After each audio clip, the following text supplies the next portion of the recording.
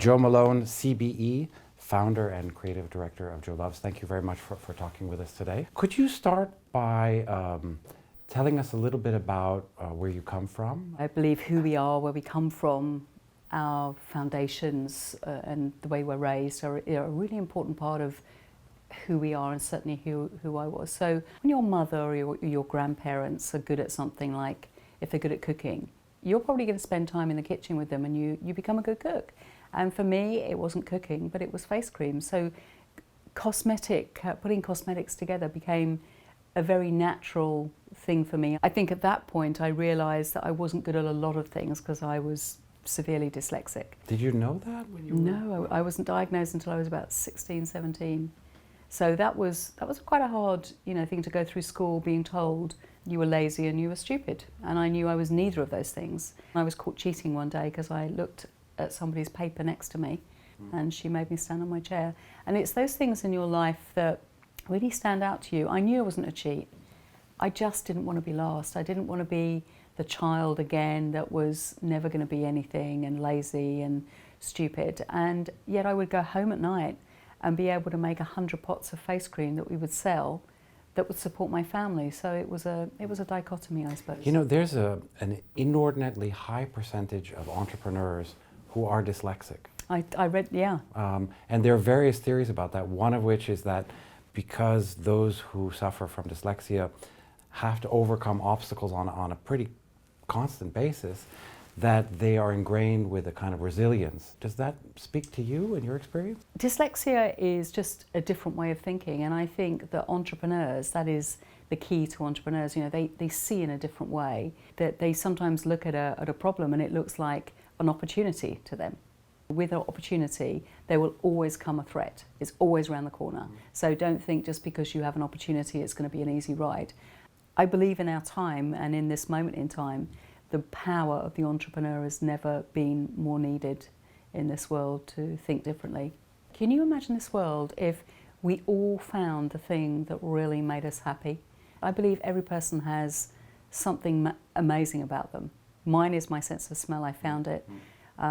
Beethoven's was writing music, Picasso was painting. When I go around the world and I speak at in schools, that's what we're looking for. We're saying each one of you has something remarkable. Let's find it. Let's find what it is. Are you a sportsman? Do you love music? And it might not be your business. It might not be the thing that makes you lots of money. I'm one of the hardest working people I know. I'm always there. I'm always on the ground. I'm always wanting to build. And most people in my position, when they sold their business, everyone kept saying to me, why don't you just go off and live on a beach or go and... I came from a working class background where getting up every morning, going to work and doing a good day's work and coming home is what life was about. Instinct to me is a huge part of who I am. And whether that's doing a business deal or whether that's creating a fragrance or whether that's looking at a label on a bottle, I have to have that feeling where life goes, yep, that's it, Joe, don't touch it. What do you want to achieve? What do you have, like, this is the thing I want to do now, this is my objective? I want to change the world. I want to build a global brand. I want to do it all over again. And I want to leave this world with a part of Joe in it forever. I love hard work and I love a good life. I'm not going to pretend I don't. I love all the things that go with it. I'm communicating. I'm telling you stories of, just like you're asking me questions now, I'm telling you stories of my life. I'm telling you what I learned, what made me laugh, what made me smile, what made me inspired. So the sense of smell for me is a language. It's not a sense. It's a ridiculous question that I'm sure you're asked all the time, but what's your favorite smell? I love lots of different smells. I love orange blossom. Orange blossom reminds me of grass. The very first time I fell in love with fragrance and I sat in the square and I could smell the orange blossom, and it reminds me of just this young woman that had a dream. So the smell of salty, so we have like salty sea oceanic notes that I've worked a lot with. You can create almost everything that is out in that world, from a blade of grass to crushed snow, but you have to use your imagination. You have to be a bit like Alice in Wonderland, down that hole. You have to look at life from a different perspective, but it's no different from a musician or a painter. You know, you look at some of the great works that Monet painted and Picasso, but look at what Picasso painted. You know, he painted women how he saw them. When I'm creating fragrance, I'm doing exactly the same. I'm showing you how I see a moment in time or someone or something through the sense of smell. Was it just luck that you happened to find a thing you were really good at that you also really love to do?